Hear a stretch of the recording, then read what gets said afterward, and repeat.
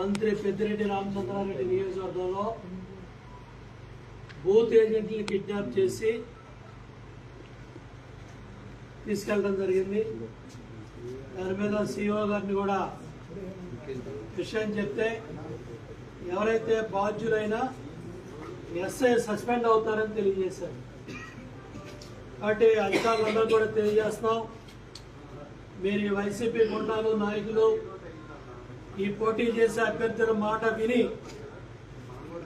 ఈ వాళ్ళు చేసే గుండాయిజానికి సపోర్ట్ చేస్తే పొద్దున బూత్ ఏజెంట్లను కిడ్నాప్ చేసిన సహకరించినందుకు పెద్దిరెడ్డి మాట విన్నందుకు ఎస్ఐ సస్పెండ్ అవుతున్నాడు.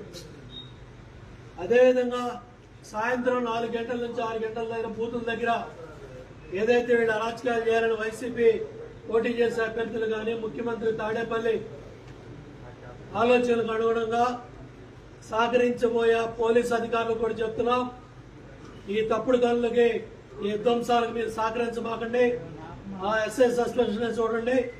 ఇవాళ శివకుమార్ ఇప్పుడే అనురాధ్ గారు చెప్పారు, ఆ చెంపదెబ్బ తాడేపల్లి పంప మీద కొట్టినట్టే, వైసీపీ గోండాయిజం మీద కొట్టినట్టే, జగన్మోహన్ రెడ్డి అరాచకత్వానికి చెంపపెట్టలాంటిది.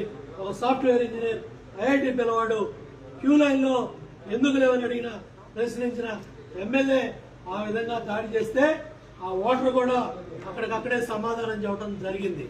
అంటే మన ఉదయం నుంచి జరుగుతున్న సంఘటన చూడండి. దర్శిలో డాక్టర్ లక్ష్మి, డాక్టర్ లలిత్ కుటుంబం అంతా డాక్టర్లే.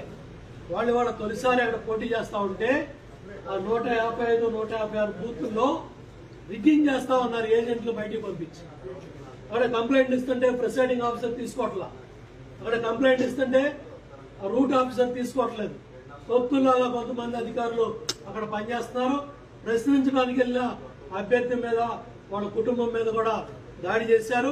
అందుకనే వాళ్ళ ఎర్రగొండపాలెం కావచ్చు, దర్శి కావచ్చు, చాలా ప్రాంతాల్లో ఉదయం నుంచి తాడిపత్రుల్లో పెద్దారెడ్డి అరాచకాన్ని అంతా మీరు చూశారు. అక్కడ ఏ విధంగా దాడులు చేయించి అక్కడ పెద్దారెడ్డి వాళ్ళ గృహనిర్బంధం అయిన పరిస్థితి ఉంది. చీరాల్లో ఇప్పుడే మాలకొండ యాదవ్ గారు ఒక బలహీన వర్గాలుగా బలమైన అభ్యర్థిగా గెలవబోతాడనే కక్షతో వైసీపీ గుండాలు బూతుల్లోంచి బయటికి లాగేసి మెడబెట్టి తోశారంటే బీసీ వర్గాల పట్ల, బీసీ నాయకుల పట్ల జగన్మోహన్ రెడ్డి వైసీపీ పార్టీ ఏ విధంగా చేస్తా ఉందో చూడండి. అట్లాగే నరసన్నపేటలో అక్కడ కూడా వైసీపీ నాయకులు గొడవలు సృష్టించి అక్కడ ఉన్న ఏజెంట్లు కూడా బయటికి పంపించడం జరిగింది. ఏలూరులో ఎస్సీపేట చెందిన వేమూరి చిన్నాడి గొంతు కోశారు. ఈ వైసీపీ గుండాలు 14వ వార్డుకు సంబంధించి ఎస్సీపేట చెందిన వేమూరి చిన్నాడి గొంతు కోశారండి. ఎంత బరితెగిచ్చారంటే ఇక మాచర్లు అయితే చెప్పే పని లేదు. బ్రహ్మారెడ్డి గారు పొద్దున బూతుల దగ్గరికి వెళ్తే ఆయన లోపలికి వెళ్ళనివ్వకుండా, పోటీ చేసే అభ్యర్థి తెలుగుదేశం పార్టీ అభ్యర్థిని లోపలికి వెళ్ళనివ్వకుండా అక్కడ మాచర్ల ఎమ్మెల్యే వాళ్ళ తమ్ముడు వాళ్ళ అరాచకాలు విచ్చలవిడిగా పొద్దు నుంచి విధ్వంసం చేస్తా ఉన్నారు. అట్లాగే కందులూరులో కూడా మొగిలిచెర్ల గ్రామంలో కూడా మరి పోలింగ్ బూతుల మీద రాళ్లేసి దాడులు చేస్తా ఉన్నారు. ఇందా రామయ్య గారు చెప్పినట్టుగా ఎస్పీ ఉన్న కారునే పగలగొట్టారంటే ఇది జగన్మోహన్ రెడ్డి ఈ రోజు గత ఎన్నికల్లో ఆఖరి ఛాన్స్ అని ఓటు అడిగాడు. ఇప్పుడు ఈ 2 గంటల్లో ఆఖరి పోరాటం చేస్తున్నాడు. కాబట్టి ప్రతి ఒక్క ఓటర్ మహాశయానికి ఇవాళ దేశ విదేశాల నుంచి, ఖండాంతరాల నుంచి, ప్రతి ఇంటి దగ్గర ఉన్న వృద్ధ మహిళల దగ్గర నుంచి 6 నెలల పిల్లవాడిని ఎత్తుకున్న తల్లి కూడా వచ్చి దేశ విదేశాల్లో మరి రాష్ట్రం నలుమూలల నుంచి కూడా కిలోమీటర్ మేర ఈ మండు టెండర్లో నిలబడి ఓటేస్తున్నారంటే ఒక్కొక్క ఓటర్ మహాశయుడు గంట నుంచి 2 గంటలు 3 గంటలు కూడా వెయిట్ చేసి ఓటేస్తా ఉన్నారు. 6 గంటల లోపు బూత్కు వచ్చిన ప్రతి ఒక్కళ్ళకు కూడా అది అర్ధరాత్రి 12 అయినా తెల్లారి 6 అయినా ఓటేసుకునే అదృష్టం అవకాశం ఉంటుంది. కాబట్టి దయచేసి ప్రతి ఒక్క ఓటర్ మహాశయుడు ఇవాళ మీ కర్తవ్యంగా, మీ బాధ్యతగా ఈ అరాచక ప్రభుత్వాన్ని, ఈ వైసీపీ ప్రభుత్వాన్ని, ఈ లండన్ పిచ్చోండి ఇవాళ వీళ్ళు మళ్ళీ లండన్ పంపించే పరిస్థితి రావాలి. మరి 160 సీట్లు, 24 ఎంపీ సీట్లు గెలిచే విధంగా ఎన్డీఏ కూటమి, తెలుగుదేశం, బీజేపీ, జనసేన కూటమి విజయబాటలో పరిగెడతా ఉంది. అట్లా కర్నూలులో కూడా సిల్వర్ జూబ్లీ కళాశాలలో 71, 77 బూతుల్లో ఇష్టం వచ్చినట్టు బూతుల్లోకి ఎంటర్ అయ్యి అక్కడ అర్జున్ అనే తెలుగుదేశం పార్టీ నాయకుడిని మరి తల కూడా పగలగొట్టడం జరిగింది. పుట్టపర్తి బొక్కపట్టణ దగ్గర కూడా ఇదే విధంగా ఈనాడు వీడియో కంట్రిబ్యూటర్ని వీడియో తీస్తే చంపేస్తారని చెప్పి పోలీసులు పక్కనే ఉండగా అక్కడ బొక్కపట్నం పోలీస్ స్టేషన్ లో ఈనాడు విలేకరుల మీద దాడి చేశారు.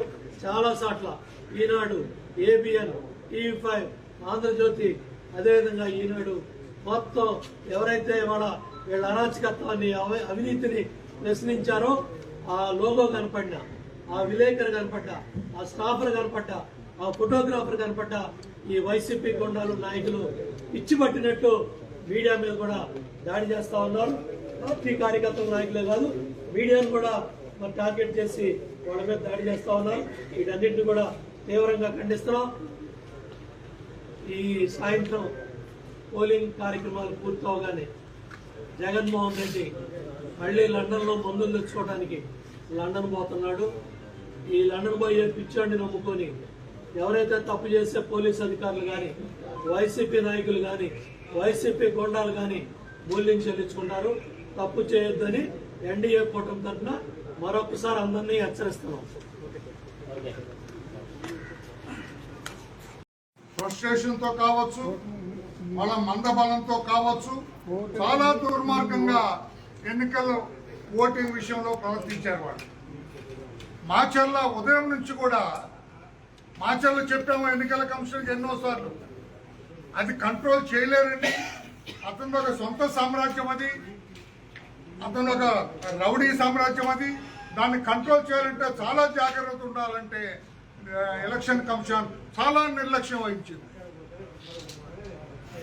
దానికి అతను ఇష్టం వచ్చినట్టుగా ఈ రోజున కూడా వాళ్ళ ఇప్పటికి కూడా పెరేడ్ చేస్తున్నారు రోజులన్నీ. తెలుగుదేశం వల్ల కనపడటానికి వీల్లేదని చెప్పి. అట్లాగే తాడిపత్రిలో ఎమ్మెల్యే ఇప్పుడు అతన్ని కస్టడీలోకి తీసుకున్నారు.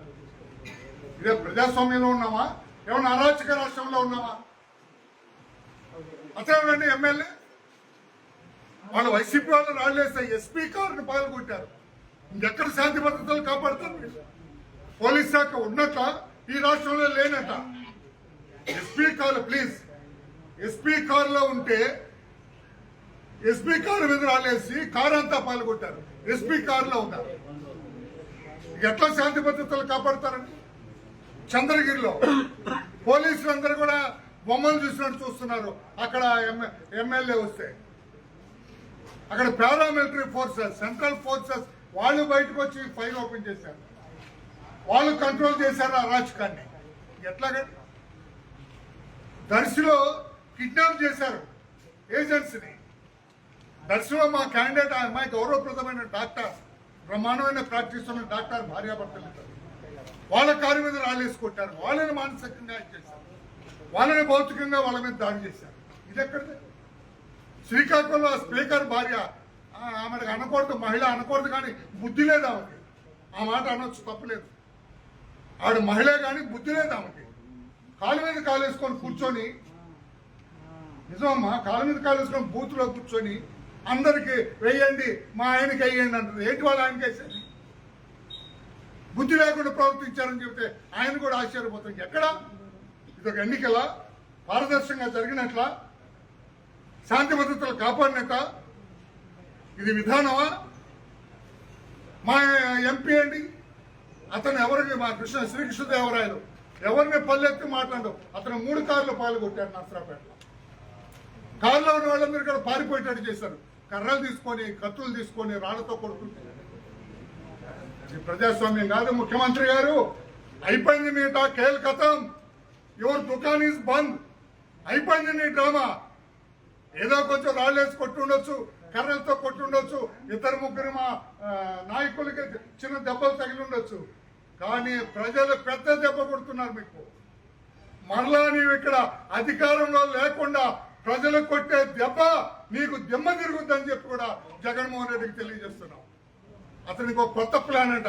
4 గంటల నుంచి 6 గంటల వరకు, ఇప్పుడంతా 3:30 అయింది, 4 గంటల నుంచి 6 గంటల వరకు పోలింగ్ బూత్ ఎవరిని రానివాడంట. ఆయన ఎవరిని రాకుండా అలజడి సృష్టిస్తారట.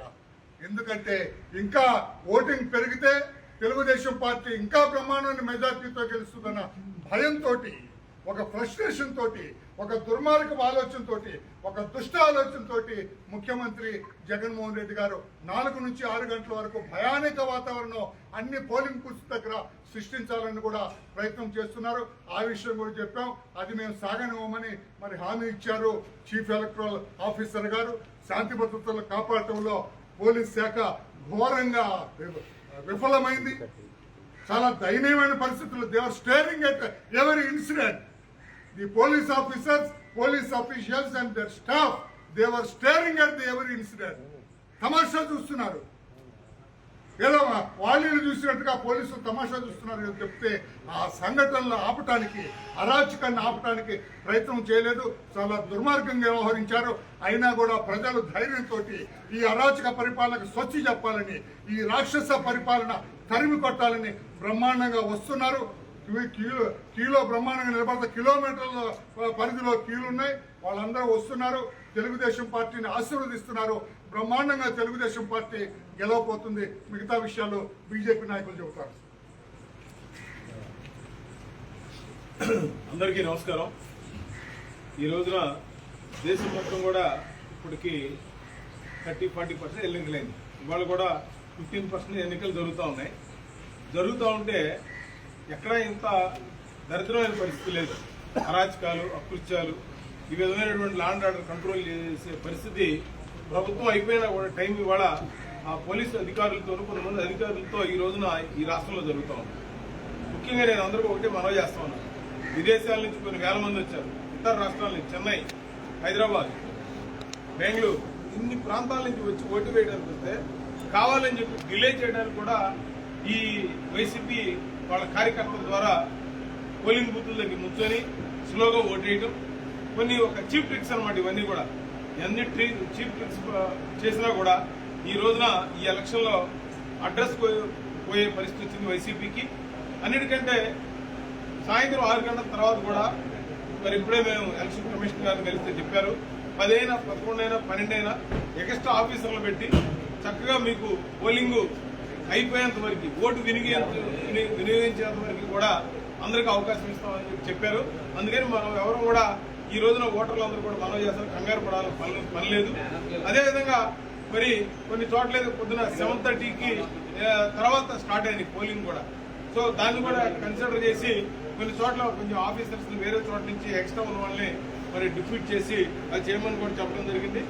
అన్నిటికంటే ముఖ్యంగా అధికారులు ఆలోచన మారాలి. ఎందుకంటే ఇవాళ దరిదాపుగా ఎన్డీఏ ప్రభుత్వం కేంద్రంలో 3వ మోడీ గారు, ఆంధ్రప్రదేశ్లో ఎన్డీఏ ప్రభుత్వం మరి ఏదైతే చంద్రబాబు నాయుడు ముఖ్యమంత్రి, జనసేన, బీజేపీ, టీడీపీ 3 కూటమితో ప్రభుత్వం రాబోతుందని చెప్పి ఇవాళ వస్తున్నటువంటి, అంటే పొద్దున్న 7:30కే 100 మీటర్లు జనాభా నిలబడ్డారంటే ఎంత కసిగా వచ్చి ప్రజలు ఈ ప్రభుత్వం దిద్దుకోవాలని ఆలోచన ఉన్నారు. దీన్ని బట్టి అర్థమవుతుంది.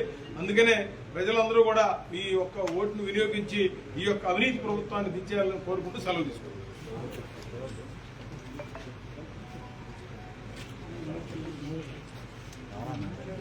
ఈరోజు దాదాపు 80 నుంచి 83% ఓటింగ్ జరిగే